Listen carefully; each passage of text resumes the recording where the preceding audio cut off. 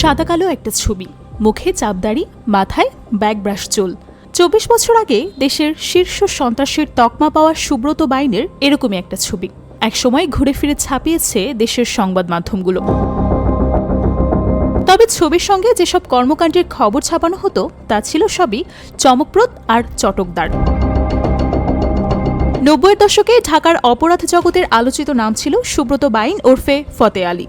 তালিকাভুক্ত এই শীর্ষ সন্ত্রাসী তার সহযোগী মোল্লা মাসুদ, আরাফাত, শরীফ সহ গ্রেফতার হয়েছেন। আগেও গ্রেফতার হয়েছিলেন সুব্রত বাইন, কিন্তু জামিনে বেরিয়ে এসে আবারও জড়িয়েছেন অপরাধে। আইনশৃঙ্খলা রক্ষাকারী বাহিনীর একাধিক সূত্র জানায়, সম্প্রতি ঢাকার হাতিরঝিল ও গুলশান এলাকার ৩টি খুনের ঘটনায় সুব্রত বাইনের নাম আসে। খুন ছাড়াও জমি, ফ্ল্যাট দখল ও চাঁদাবাজের একাধিক ঘটনায় সুব্রত বাইন ও তার অনুসারীদের সংশ্লিষ্টতা পাওয়া গেছে। পুলিশের একটি সূত্র বলছে, সীমান্ত দিয়ে ভারত থেকে বেশ কিছু অস্ত্র এনেছেন সুব্রত বাইন। সে অস্ত্র ব্যবহার করে খুনসহ নানা অপরাধ করছে তার বাহিনী।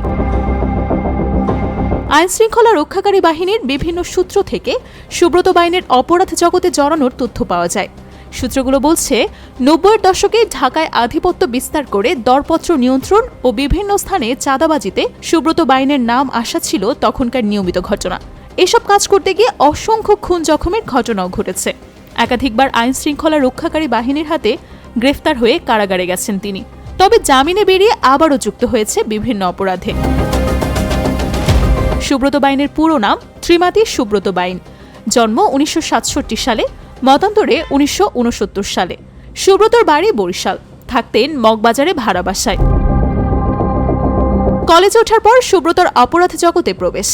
সিদ্ধেশ্বরী কলেজে ভর্তি হতে গিয়ে এক নেতার সঙ্গে পরিচয় হয় তার, আর সেই সূত্র ধরে অস্ত্র হাতে নেওয়া। পরবর্তীতে মগবাজারে গড়ে তোলেন নিজস্ব সন্ত্রাসী বাহিনী। ১৯৯৩ সালে রাজধানীর মধুবাজারের এক সবজি বিক্রেতা খুনের ঘটনায় পুলিশের নজরে আসে সুব্রত। এরপর মগবাজারে বিশাল সেন্টার নির্মাণের সময় চাঁদাবাজির ঘটনায় তার নাম ছড়িয়ে পড়ে। মগবাজার, রমনা, কারওয়ান বাজার, মধুবাগ এসব এলাকা ছিল সুব্রত বাইনের দখলে। ১৯৯১ সালে জাসদ ছাত্রলীগ নেতা মুরাদ খানের ঘটনায় সুব্রত বাইনের যাবজ্জীবন সাজা হয়। ২০০১ সালে তার নামে ইন্টারপোলের নোটিশ জারি হয়। ইন্টারপোলের সেই নোটিশ এখনও জারি রয়েছে। ইন্টারপোলের নোটিশ জারির পর কলকাতায় পালিয়ে যান সুব্রত। সেখানেও অপরাধের জগতে সক্রিয় থাকেন। ২০০৮ সালে কলকাতা পুলিশ তাকে গ্রেফতার করে। পরে পালিয়ে যান নেপালে, আবারও ধরা পড়েন। শেষবার ২০১২ সালে কলকাতায় গ্রেফতার হয়েছেন তিনি।